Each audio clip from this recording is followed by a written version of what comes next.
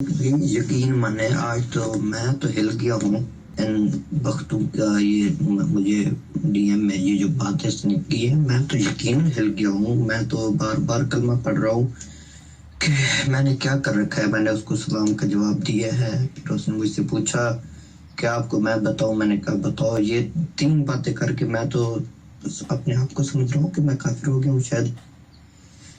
کیونکہ بہر علی شاہ نے فرمایا جو ان سے مانگے دلائل مانگے اپنے نبوت پر وہ بھی کافر ہے.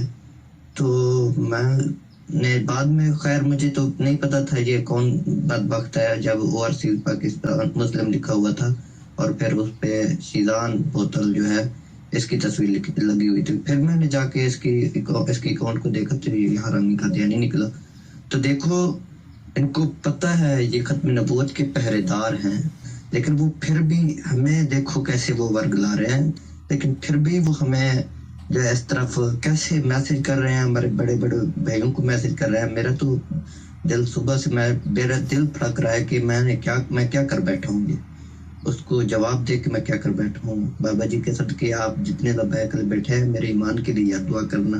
اللہ آپ کو سلامت رکھے. میرے ایمان کے لیے خدا را میرے ایمان کے لیے دعا کرنا یار کہ اللہ پاک مجھے ان ظالموں سے